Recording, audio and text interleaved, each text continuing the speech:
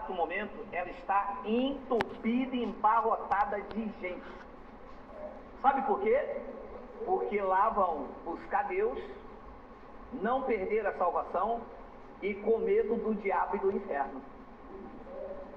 Então, em termos espirituais, este local está mais cheio que a Igreja Universal. Por quê? Porque ninguém aqui tem medo do diabo, ninguém aqui veio buscar Deus e ninguém veio aqui buscar a salvação. Então, todos os que estão aqui estão atrás de conhecimento, que foi o que Jesus disse: misericórdia quero e não sacrifício, e o conhecimento de Deus mais do que o holocausto. Então, quando se quer manipular o crente, o que se oferece? Toalha, lenço, campanha, envelope, culto de oração, que tudo isso está escrito aqui, não está? Tem algum versículo aqui que Deus mandou fazer isso? Campanha, culto de oração, culto das senhoras. Quem já foi aqui em culto das senhoras? Alguém aqui já foi, não? Meu Deus do céu, eu também fui no culto dos senhores. Vamos ler Atos, capítulo 21, versículo 18. Está na Bíblia do Donald Trump, está na Bíblia do Lula, não, que o Lula não lê Bíblia.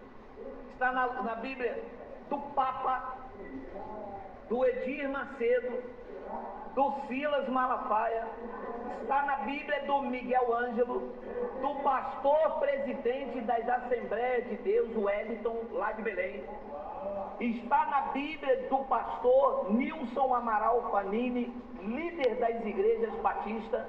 Está na minha Bíblia, está na sua Bíblia, o que nós vamos ler sem enganação, sem manobra. Eu tenho a 4ª série. Acredito que os senhores têm mais estudo do que eu. Não tive tempo de estudar. Eu tive tempo de conhecer Deus. Eu não precisei fazer culto de teologia. Eu só precisei trabalhar e não depender do dízimo das pessoas. Foi o que eu fiz. Vamos ler. No dia seguinte, Paulo foi conosco encontrar-se com Tiago e todos os presbíteros se reuniram. Versículo 19. E tendo-os saudado, contou minuciosamente o que Deus fizera entre os gentios por seu ministério. Paulo contou minuciosamente a Tiago, meu irmão de Jesus, e aos presbíteros que seguiam com ele. Versículo 20. Ouvindo-o, deram eles glórias a Deus e lhe disseram: bens ver, irmão, eles falando com Paulo, quantas dezenas de milhares há entre os judeus que creram, e todos são zelosos da lei. Versículo 21. E foram informados a teu respeito, que ensinas a tocar pandeiro, a pular no mistério, a fazer culto de consagração. O que é que Paulo ensinava que dezenas de milhares de judeus creram? Leia. Todos os judeus entre os gentios a abraçarem Moisés. Eu vou te ensinar o que é apostatar. Você sabe o que é apostatar? É andar, é abraçar, é estar junto, é fazer o quê? Eu aqui, você pra lá. Chega, não dá pra andar junto. Na linguagem carioca, eu tô fora. Então Paulo não ensinava ninguém a andar debaixo das ordens de Moisés. O que Paulo ensinava, que os judeus creram, era que todo está escrito ou não está.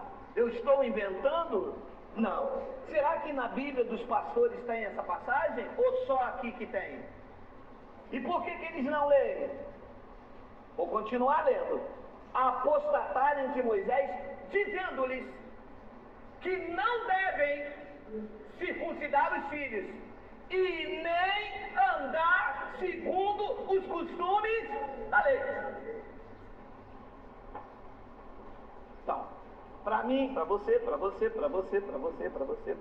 não para todos.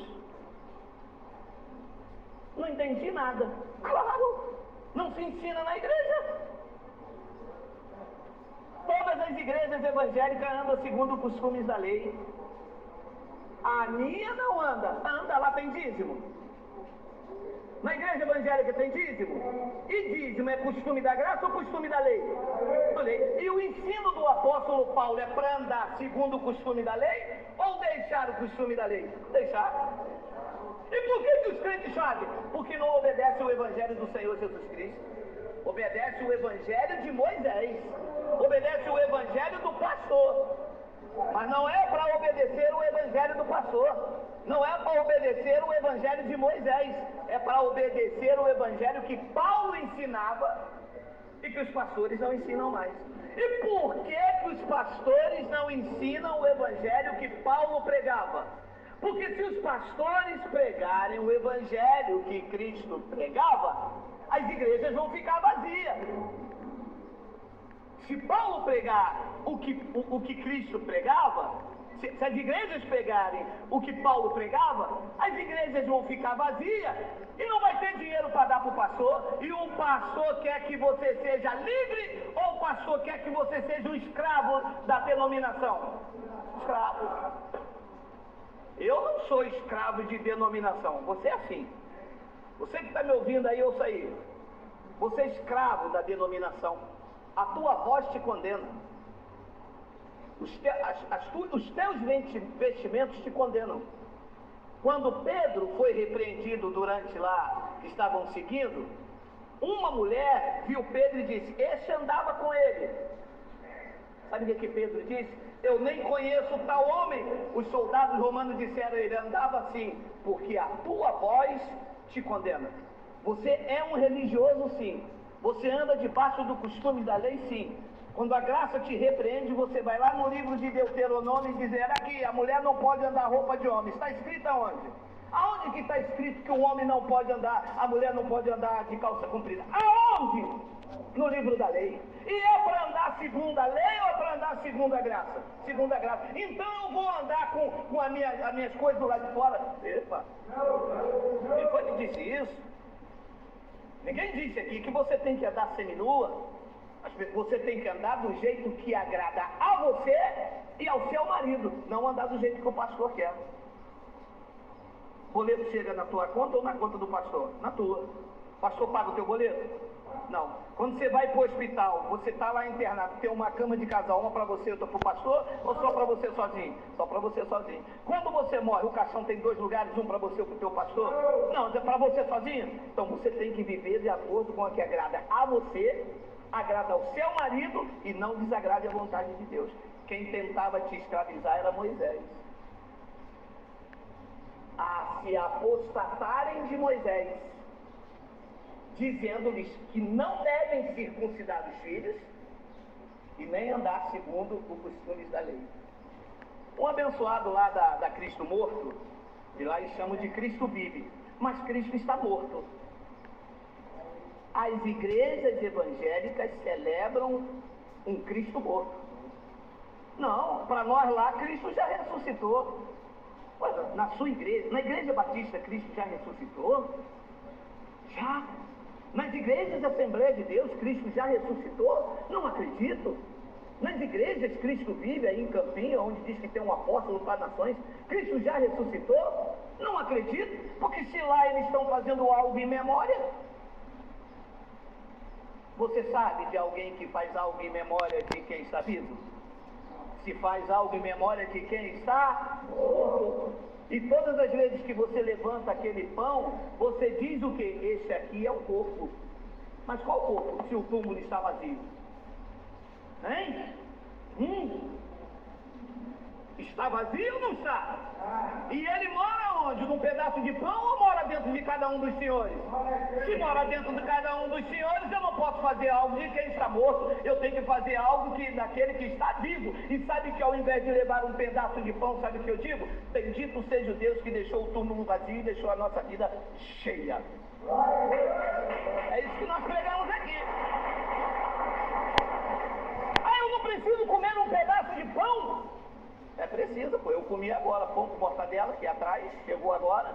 Os irmãos chegaram atrasados, trouxeram pão com mortadela, eu estava até agora sem comer. E aqui pedindo, Senhor, Abre o mar vermelho. Senhor, tira os carros da frente. Tem os irmãos no engarrafamento. Eu estou vendo aqui que tem um irmão trazendo pão com mortadela. Eu como pão. Agora, dizer que ele é o corpo de Cristo é andar segundo o costume da lei. Era a lei que fazia isso, o partir do pão. Era a lei que celebrava lá a Páscoa judaica e que Jesus disse: fazei isto em memória de mim. Por quê? Porque dali a algum tempo ele iria morrer.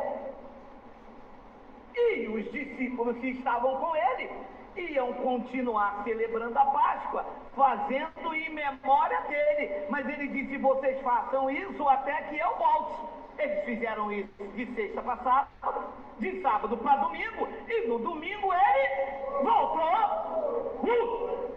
O rei